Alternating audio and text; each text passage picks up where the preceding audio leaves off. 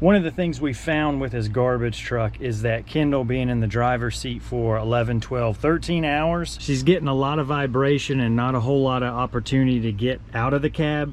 So I got some sill-less liner that's supposed to have some vibration dampening. I didn't film any of it. I'll show you where I put it over here. But she said that she thought it helped some. A lot of the vibration still came through the accelerator. So I'm tearing out everything I can. We are going to see how far the little box of vibration matting will get us with just everything, focusing on her end first, and then where we sit, and then where our feet are. Along the way, I am just trying to take some images, mainly so I can see how all these things went, in case I forget, because that does sound like something I would do. So not too much time, and you've got everything out, all the paneling. Actually, I forgot that little paneling there, but that should let us take these mats out and get access to the sheet metal underneath it. Pretty much everything's out. This is the carpeting for up here, and the gear shift is the only thing I'm not going to take apart.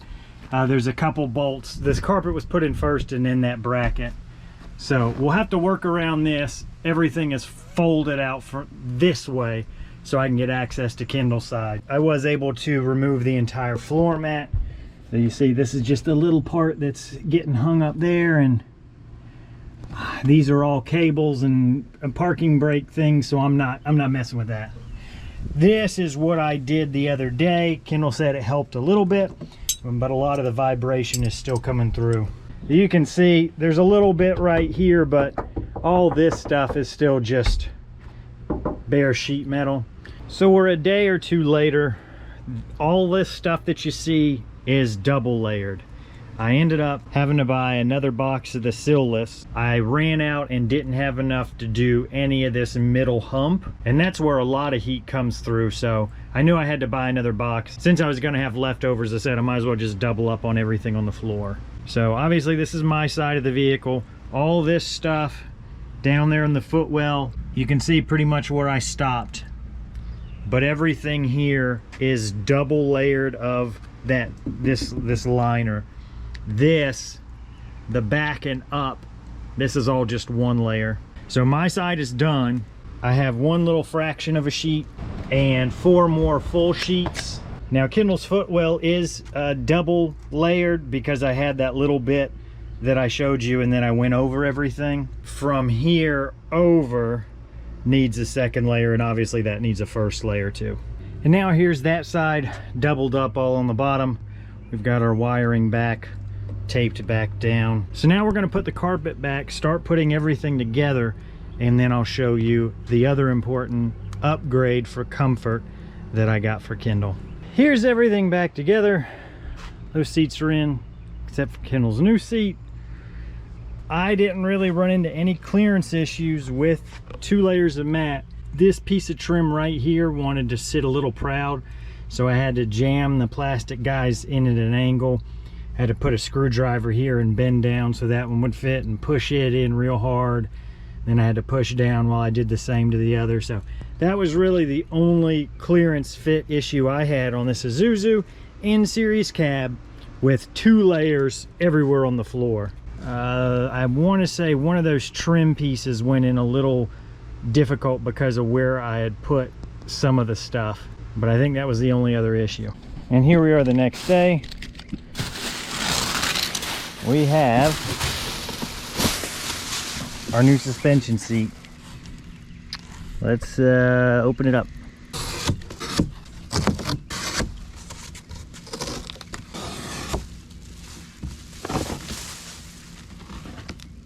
So this looks pretty much identical to the original seat.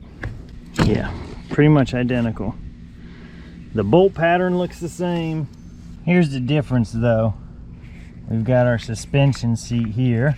It looks like we can dial up that resistance. So if this is kilograms, roughly 2 times that amount. So say 70 kilograms for somebody who's 150 pounds, something like that. So it's very difficult to tell from this angle, but I believe what's happening is This is the base plate where everything anchors in. You can see a little pivot point here.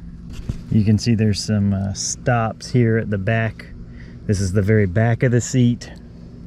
Looks like our other pivot point is here in the back. Again, I can't tell, but I think that's what's going on. And this must be some magnets are inside of here. And when we adjust the seat, what are we doing? We are moving a screw, which is turning a cam. What is that cam doing? It's twisting this bar. These arms are welded. You can see they're welded here. So that means this is twisting. If that's twisting, then it means it's moving this, which has some relation to how it's contacting this. I honestly don't know. I hoped I would be able to explain to you how this is working, but obviously I have no clue. So we're just gonna swap the seat covers and install it. The other thing I just realized, taking that off the old seat, I need to remove the seat belt and the harness for it. So we've got a loop there on the cushion it needs to go through. Little guy here. Okay, he's good. And then everything so far has been 12 or 14 millimeters. So I'm gonna guess 14, because that's what that looks like.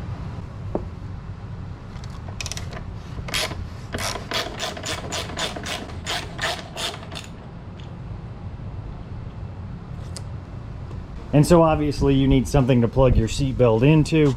And then this is just a little wiring harness that completes a circuit and tells the computer that you do have your seatbelt plugged in. If it doesn't sense that, then, you know, it'll ding at you and say, hey, you need to put it on.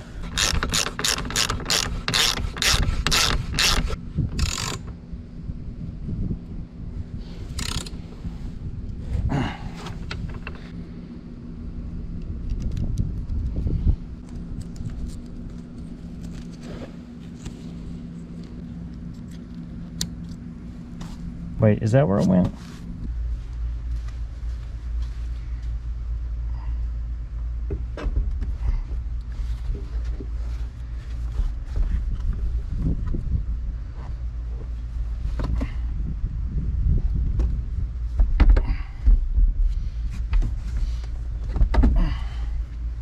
Thankfully, this isn't too heavy. It was maybe 50, 60 pounds. It wasn't terrible. When you sit in this little inside area goes down. I don't know if you can see that. Not cooperating with me, but hopefully you can see that. Probably everything's shaking. Forgot to put these on, but thankfully I remembered before I bolted everything down.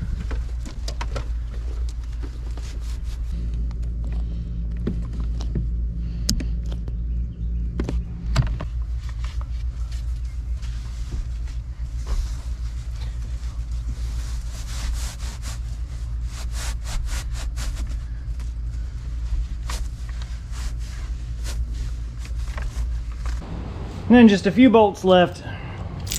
I think these are all 14s.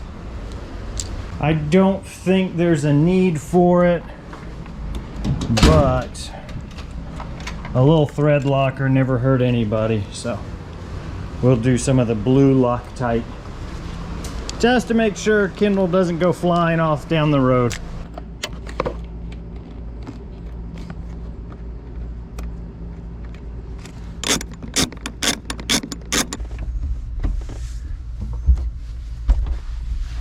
Oh, that does have some travel to it.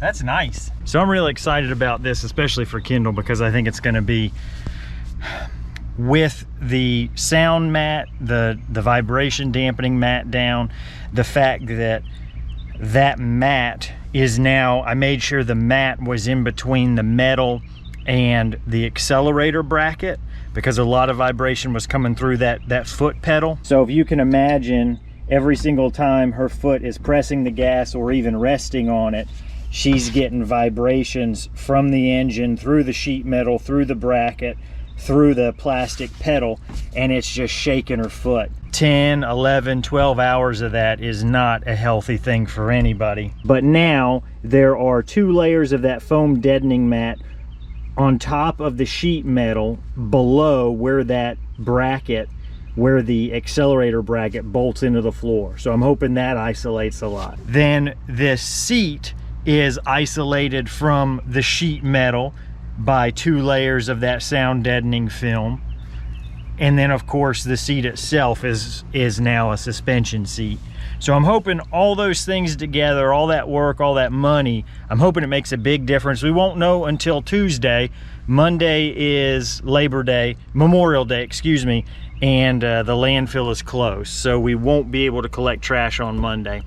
So Tuesday is the first time we'll be able to test it out. Now, I could see the thought process of why not just wait till then to make this video. Well, one, because I really want to get, and this is not one, this is the main reason, is because I want your folks' questions as we're going through this test on Tuesday. What are you wanting to know? What kind of questions are in your mind about this Isuzu seat or the sound deadening film, so that we can look for those Tuesday while we're on the route and then answer them in a follow-up video. So if you are wondering, how did the sound deadening film work? How does the Isuzu suspension seat work?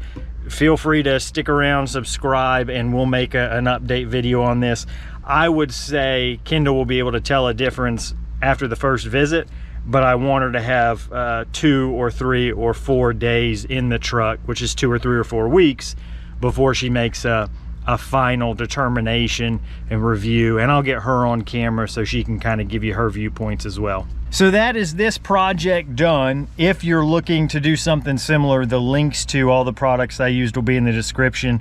Don't feel like you have to buy those things. It does help the channel out, but honestly, aside from this Isuzu seat, which I think you can only get from an Isuzu dealer, the other stuff, the rollers, the sound deadening foam, that's a commodity. There's like 20 different companies that make the same thing, and the only difference is the logo they put on them.